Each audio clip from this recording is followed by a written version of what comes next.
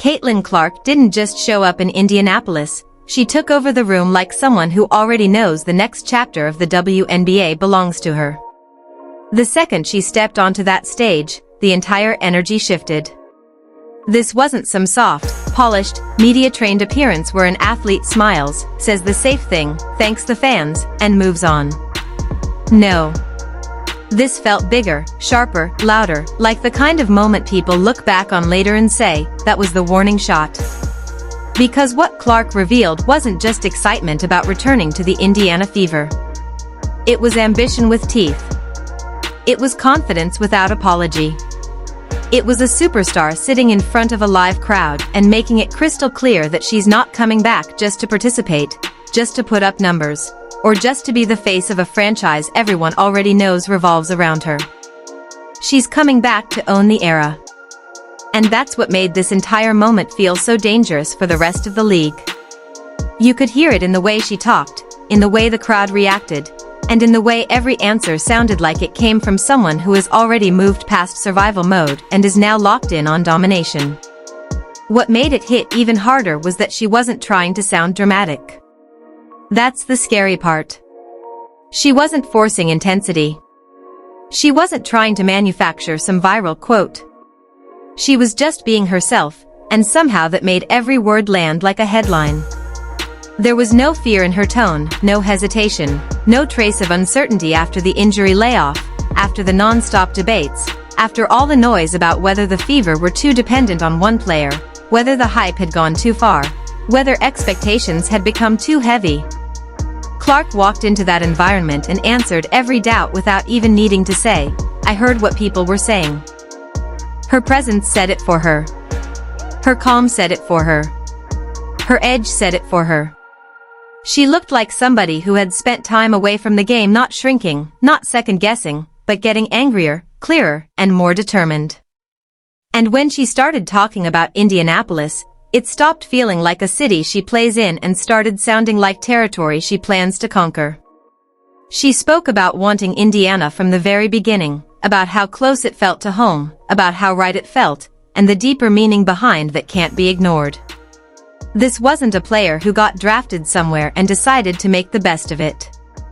This was a player who saw a place, saw a fan base, saw a franchise, and quietly made up her mind that she could turn it into something the entire sports world would have to respect. That's exactly what happened, and she knows it. That was one of the most revealing parts of everything she said. Clark is fully aware that the Fever are not the same organization they were before she arrived. She knows the building changed. She knows the atmosphere changed. She knows the stakes changed. She knows the attention changed. She knows the ticket demand, the national spotlight, the pressure, the expectation, the noise, all of it exploded when she stepped into the picture. And instead of running from that truth to sound humble, she leaned into it in the most Caitlin Clark way possible, not arrogant, not flashy, just brutally honest. She talked about how the fans now are truly invested, how they're not just there to fill seats, how they care, how they're loud, how they bring life to the building, how they make every game feel like something. And underneath those words was a message so clear it almost didn't need to be said out loud: "This changed because I got here." That's not ego. That's reality. And one of the reasons Clark is so magnetic, and so threatening to everybody trying to stop her, is because she doesn't seem interested in pretending reality isn't real. She knows what she's done to women's basketball. She knows what she's done for Indiana. She knows what kind of movement she represents. And instead of letting that pressure crush her, she wears it like armor. That's what separates stars from centerpieces. That's what separates good players from franchise-altering forces. There was also something deeply personal and revealing about the way she talked through who she is away from the game, because this wasn't just about basketball. It was about what built her into someone who can carry this much weight without breaking. The story starts with discipline, but not the fake social media version of discipline where athletes throw around motivational cliches and call it depth. Clark's version is much more real than that. That's why her injury layoff didn't sound like a trauma story. It sounded like an interruption. That's a massive difference. She didn't carry herself like someone rebuilding from emotional collapse. She carried herself like someone who simply got delayed and is now returning with a clearer vision of what she wants to do next. That should terrify opposing teams. Because players who come back needing to prove themselves can be rattled. Players who come back already knowing exactly who they are a different problem entirely. And then there was the way she talked about her teammates and mentors, and this part might be the most overlooked but important part of the whole conversation. Clark didn't make herself the lone genius in the room. She didn't act like she arrived with all the answers. She talked about coaches, captains, teammates, examples, relationships, lessons learned from the people around her. That says a lot about how she leads. Because the loudest stars in sports often fail when it's time to build something sustainable. They know how to shine, but not how to connect. Clark sounds like someone who understands that if she wants championships, real championships, not just highlight reels and headlines, she has to become the type of force that elevates an entire ecosystem. That means valuing people like Aaliyah Boston, Kelsey Mitchell, Lexi Hull, Sophie Cunningham and others not as side characters in the Caitlin Clark movie, but as essential pieces of the machine she's trying to build. And that's where her words became more than inspirational. They became strategic.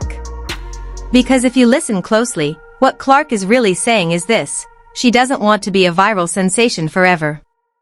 She wants to become the centerpiece of a winning culture that lasts. That's a completely different level of ambition. Viral fades.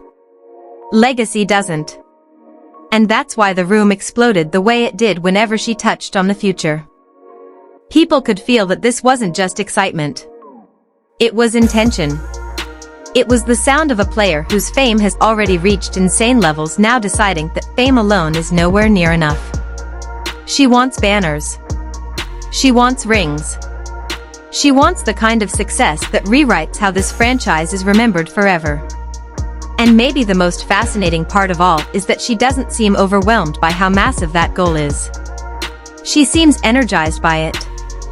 Fed by it. Almost amused by it. Like the bigger the challenge gets, the more locked in she becomes. That's what elite competitors do.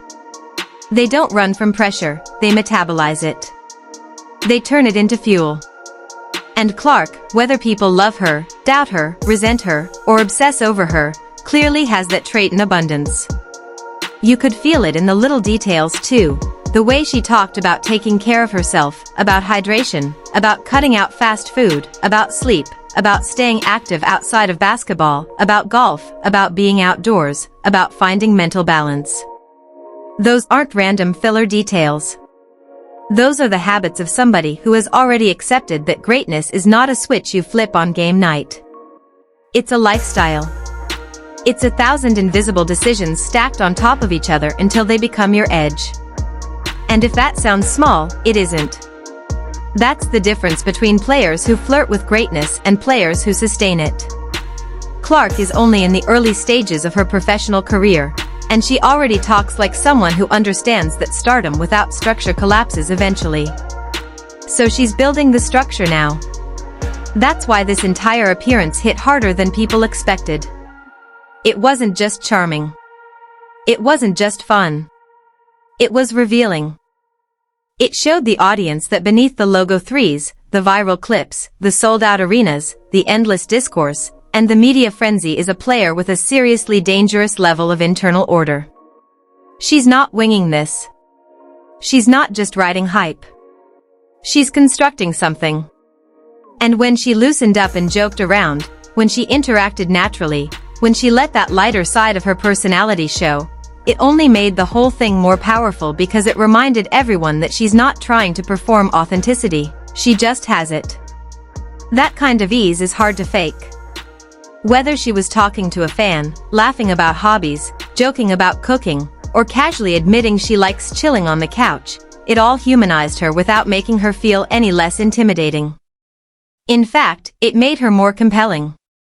Because now you're not just looking at a phenomenon. You're looking at a fully formed personality,